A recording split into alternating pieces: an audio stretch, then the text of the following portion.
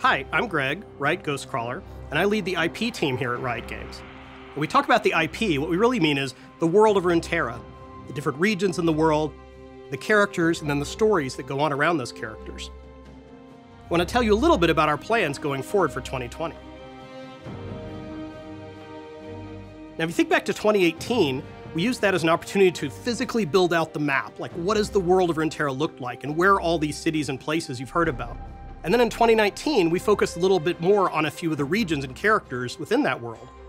For example, when we released Silas into League of Legends, we used that as an opportunity to talk a little bit more about the relationship of Lux to Garen, and also Demasia's relationship to magic as a whole. And then more recently, Senna helps to tell a little bit more about the Shadow Isles and the Sentinels with Lucian and Thresh.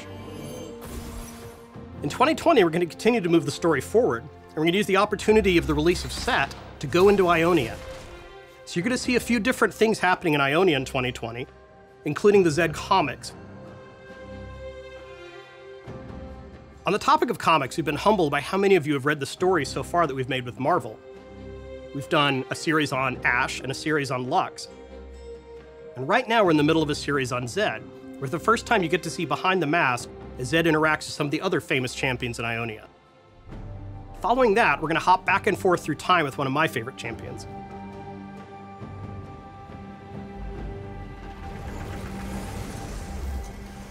Now, one of our biggest opportunities for storytelling in 2020 will come when we finally release Arcane.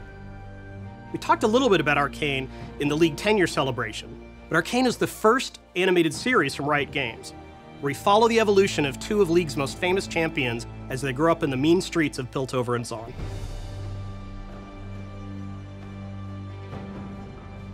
One of the challenges of telling stories inside of our games is that for the most part, Riot makes these large, multiplayer competitive games. We recognize that single-player games could be a great way to tell stories. So the way we're going to try to tackle that is through something called Riot Forge. Riot Forge is a way for us to publish third-party games that take place inside of the League universe. We've announced the first two games already.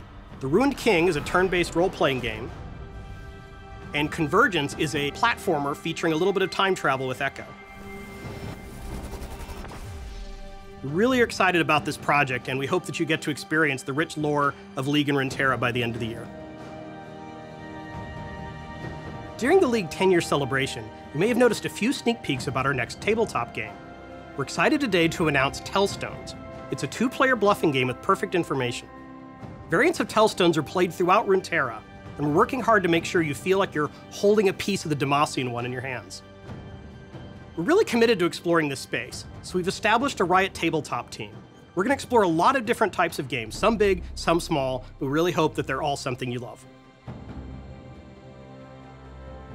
So we're going to continue telling stories that connect the world and characters of Runeterra, both inside and outside of games. From comics to TELLSTONES, and even Riot Forge, we're always looking for more ways to bring you into the world. Speaking of which, as one last thing, I want to tell you about some short videos that we're going to release later this year. They take you around different places of Runeterra. We call them Tales of Runeterra, and hopefully you'll be able to see some of your favorite champions from League of Legends, or favorite characters from Legends of Runeterra. Here's a sneak peek of Ionia. Thanks.